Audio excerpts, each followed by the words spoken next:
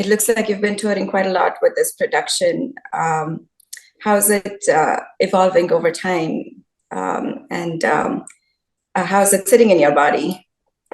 This piece has gone through so many iterations. Starting in 2021, it was a much smaller piece, just myself and three other musicians.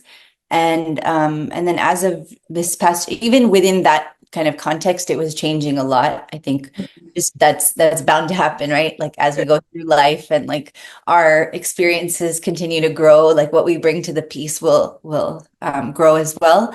And then in January of this year, we did a little residency at Colorado Springs in which we added more members to the team, more performers, and we developed a set. And so that's sort of become the version that I'm touring now. It's still new. I mean, we performed in Singapore at Esplanade last month, and then now we start actually Utah kicks off our US tour. Wonderful. And yeah, and so yeah, it's like it's interesting because that question about how does it sit in your body? Like when I made it in 2021, I actually took a break from it in 2022 to work on another set of pieces. And I wasn't sure how I would feel coming back to it after a break. You know, sometimes you feel like this, like certain periods, certain pieces serve a particular period in your life. But I don't think this piece goes out of context, unfortunately. You know, Yeah. there's constantly stuff going on in the world that I wish it wasn't so, but it continues to be relevant. So Yeah. So in that context, I mean, the motivation for the piece, of course, is ever present. What triggered uh, you to start working on it, and what was the genesis for you? for me, it was actually like the seed version of the piece was one called Dichotomy of a Goddess that I had made in 2019, I think.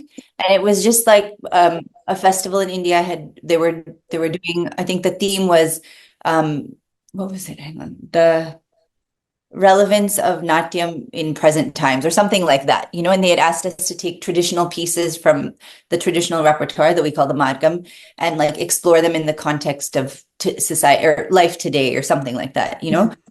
Vadnam, which is like the central piece in a repertoire, as you know, and my piece was on the goddess, and it was one called Mate, which in each line it describes her as like in one line she's mother and daughter, in the next line she's gentle and fierce, in the last line she's of dark skinned hue but emanating light. And so I appreciated this sense of she is this and she is that, like it's constantly she is this and that within one line, you know. So I thought that was really beautiful. But then as I reflected on what are we saying about that when we say today and we describe her, who is she? Is she this far removed goddess, or is she femininity and this principle that lies within all of us? And I think it was just it was just things that are constantly happening that made me be like, what is this dichotomy that extends beyond the poetry? Is there something hypocritical as well when we celebrate the goddess and we celebrate the feminine, and then we look at how women are objectified and stigmatized and just treated in society and so many social practices that are both outdated and both present, you know, whether they're overtly present or they're really under the skin. And so that piece was like kind of a seed piece that I created for that particular festival. And then we went into lockdown in 2020, and I was sitting with so many questions just about, you know, it was a reflective period, I think, for all of us where engagements were canceled. And I was thinking a lot about the histories of my country, of the art form I practice, just rethinking literally everything in my life, you Yeah. know, so that then this piece became something that I was like, you know what, I have so much more to say. I have so much more to explore within that. So it really began like a study, and then just a lot of time by myself exploring things, working, and then sort of shaped into a piece. Now that you've gone down the path of introspection, questioning, do you see yourself performing Mate in the same way that you used to as before? I think so, because I think that so many truths exist and we hold so many truths within us.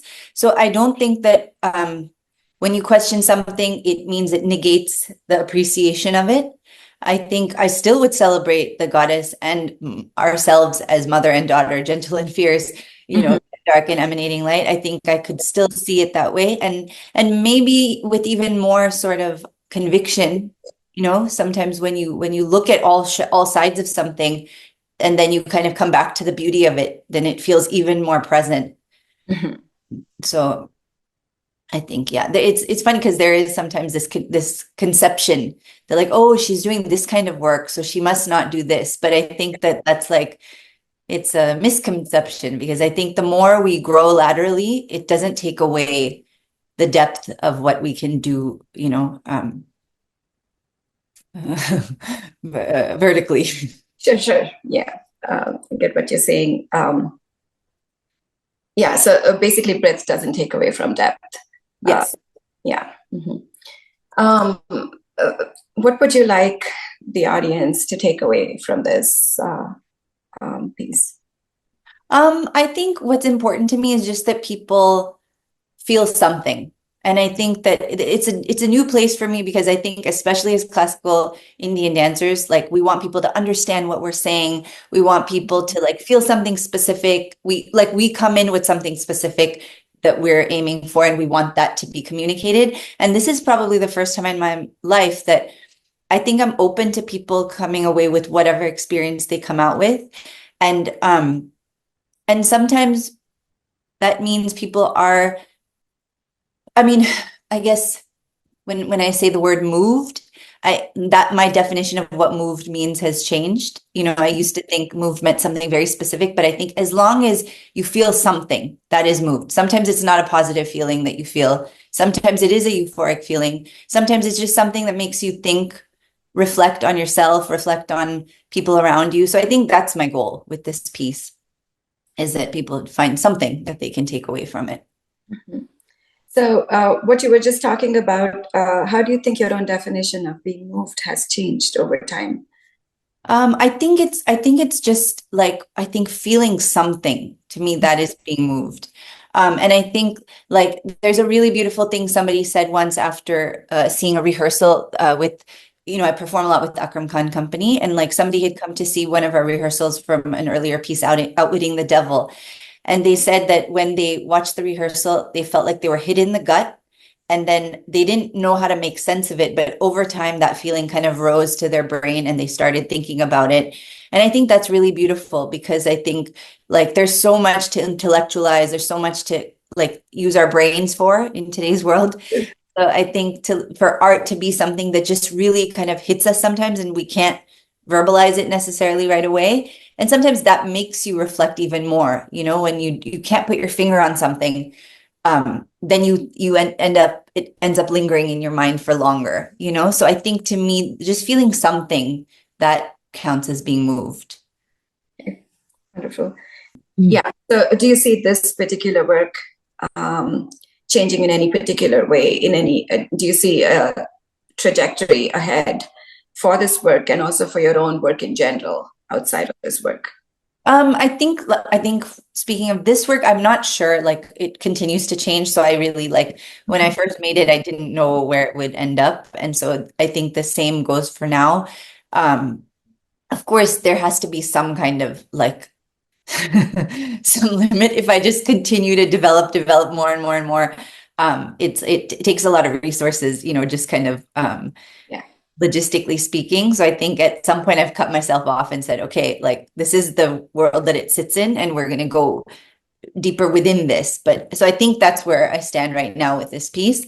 Um, and and in terms of my other work, I think it's just like, I think right now it's very like intuitively led. Like I am working on another piece simultaneously, which will, I guess, premiere sort of in India in the fall. And this is again another piece that I have worked on in 2022. I told you I worked on a trilogy, and it's based on a dance competition between the god Shiva and the goddess Kali. And so now we're developing that into a two-part piece that explores each character's perspective. So that piece is very different from this one. And so I like being able to work on different things, because then I think again it like taps into different sides of myself and different sides of my experience.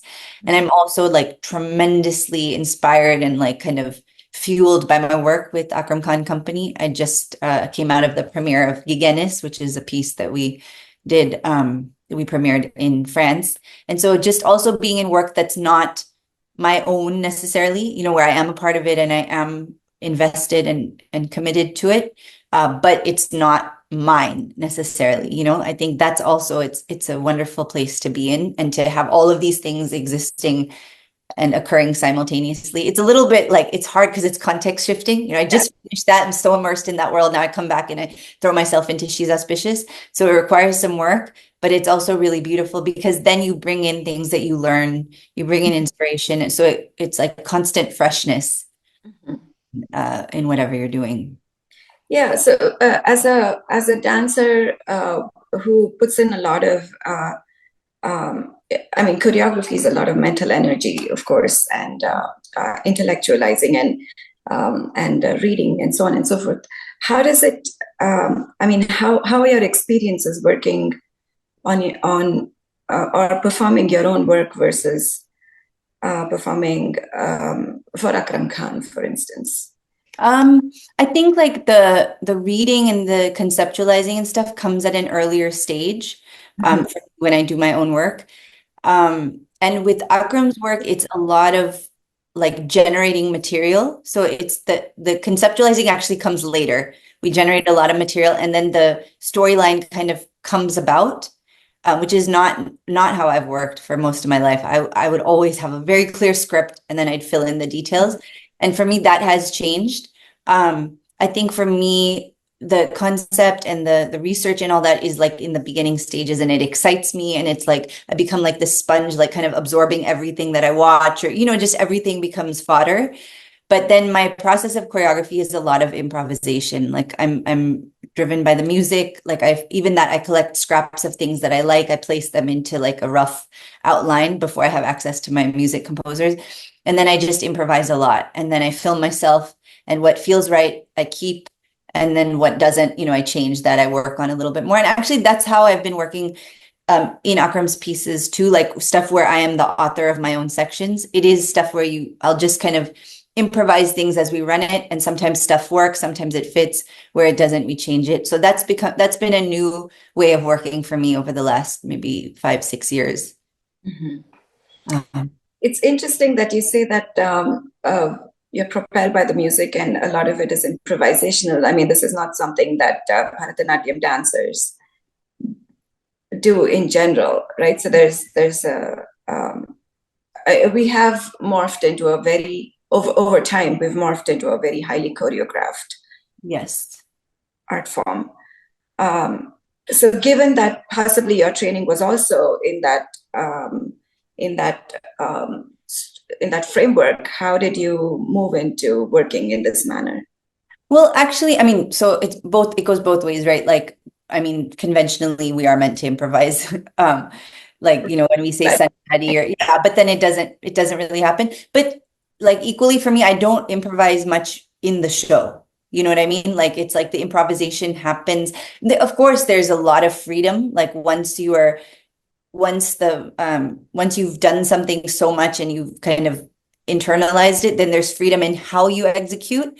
But I think when stuff it is a choreography because of your coordination with musicians, certain cues that like a lighting designer or a sound person's looking for, you have to like hit certain marks.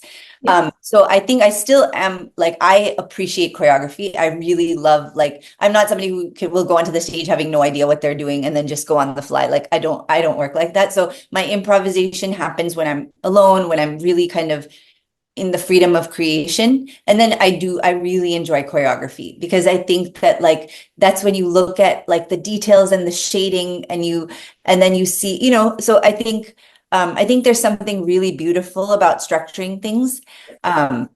And I think that sometimes when you structure things so much, you find freedom within that, you know, so it's this interesting kind of contradiction and dichotomy. But I think there's a danger of sometimes when you fix things and then it becomes mechanical, that's when we lose the like that freshness and like that breathing space.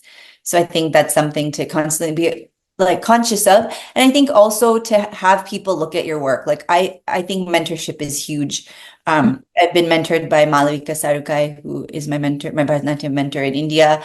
Akram Khan is also my mentor. And I really like I enjoy sharing stuff. Even my friends, like I have colleagues whose I know aesthetics kind of match mine. Sometimes even if they don't, like just engaging in conversation, showing people stuff and having their thoughts come into you, I think also allows you to constantly like breathe freshness into your work. And so even if it's fixed, it changes. With this particular piece, towards the second half, there is this section where you're taking on a particular mental state, and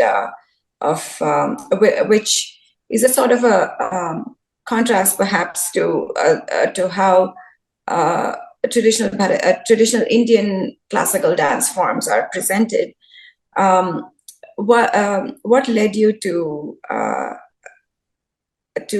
that part of the work? Like, what do you mean when you mental state? What do you mean?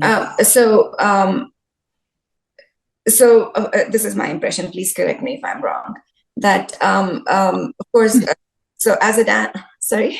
I said you're not wrong. There's no wrong. Right. Correct. So as Indian classical dancers, there is a certain ethos on stage, right? And to me, it felt like with immersing yourself in this uncontrolled or the state that conveys an uncontrolled fury or uncontrolled. Or, I mean, we are sort of questioning that ethos. That's the impression that I got. So, what led you to that part of the work? I think it's a few things. I think one is, okay, like one kind of very kind of direct thing is I was reading the Devi Mahatmyam, which is a text that describes the making of the goddess in order to kill Mahishasura and the demon, and also like it details her on the battlefield and how she killed him and she killed this entire army of demons. And so when I was reading it, it was just like the way she was portrayed was she's fierce, she's furious, she's drinking blood, she's violent, like extremely violent. She's drunk, she's like she's uncontrollable, like literally, you know, and I was like reflecting on how I've portrayed that scene so many times. And I'm never uncontrollable. I'm always so in control, and I'm acting the anger and I'm acting the fierceness. And within one moment, like we'd always finish the killing, and then like a beautiful shlokam would come and we'd calm down into her beautiful state when everyone's celebrating. And when I was reading that text, I was like, well, I wonder where we got that impression from, you know, like, and is it something that we've sort of fabricated that we don't want to accept that part of the uncontrollable rage that she's going through? Like, where did we make these decisions to portray her in this way? So that was one thing. The other thing was, I think that like more and more as like, for me as an artist, I'm not able to separate the world that I live in from the world of dance and music and art. I think that like for so much of my life, I looked at dance as like this way to explore this other worldliness that we don't get to, that, you know, life feels very fragmented, and within us, there's something else that's so beautiful. And actually, I think more and more as I grow as like a human being, I realize that there's that line feels like a line drawn on water. So I think both color each other. There's beauty in the ugliness, there's ugliness in the beauty. You know, it's like all so murky that it's actually quite odd to separate them, you know? And so I think these feelings of like rage and anger and all these other things that we feel in the world, like why do we prevent them from being in the dance, you know? And the dance form itself, the history of it comes with an extreme violence, like a whole history of erasure. There's so much messiness within the history of the form itself. So by negating that or refusing to look at that, we're not seeing it in its fullness, in its flawedness, you know? So I think that for me, looking at these things, at these aspects, such as rage, such as violence, such as like something that's not beautiful and refined and controlled, I think it's honest. And I feel like more and more I want honesty, more and more I want to move towards things that are less about depicting, because that feels very like, you know, you might be in like a horrible mood and suddenly you have to be really happy and beautiful, or you know, and or the opposite, you might be feeling on top of the world and suddenly you have to enact something that's really, you know. So how can I find a structure or a methodology by which I can always enter something and really, really linger it and embody it and feel it, no matter what my state is going into it, you know? So that's become an important part of the choreography for me, is like structuring things such that when I enter it, I'm fully present and I'm conscious and I'm actually feeling what I'm feeling in that moment, you know? So then depiction becomes something that's not a thing to me anymore. You know, like more and more I want to embody things, I want to linger in things. And fortunately or unfortunately, when you want to linger in something, it's usually an intense emotion, right? Whether it's intensely joyful or intensely ecstatic or intensely Yeah. you know, anxious or whatever that is. And so that's what I've found so far. So I think that's probably what you're like recognizing. Yeah. Piece. Yeah. Yeah. I guess historically, we've uh, this has been sort of drilled into our minds that somehow the dancer choreographer is sitting on this foundation of calm and is able to take on these different states, but never truly is able to dissociate and Mhm. just be themselves, um, if you know, when they get out of the state.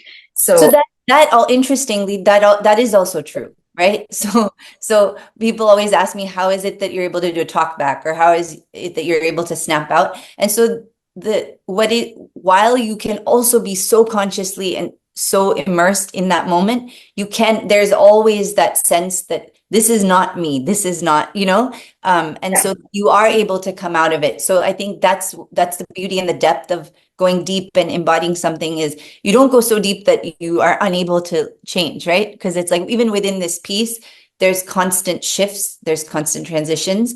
And sometimes it's ironic, like when you're watching it, sometimes it's meant to be ironic, and sometimes it's just naturally what we go through as women, as humans. Like, you know, one minute you might be like yelling at your kid, the next minute you have to be on a Zoom conversation and like completely like put together and stuff, you know? So as humans, we do kind of have that ability to be really involved and also be able to detach. yeah. Really looking forward to your performance on 8th of September at Rose Wagner. Um, I'd like to invite all my friends, anybody who's interested in Bharatanatyam, to please come and watch this as an example of, if nothing else, as an intellectual example of what is possible with training in a traditional form. So look forward to your visit, Mythili. See you soon. Thank you, Jyothsna. See you. Look forward.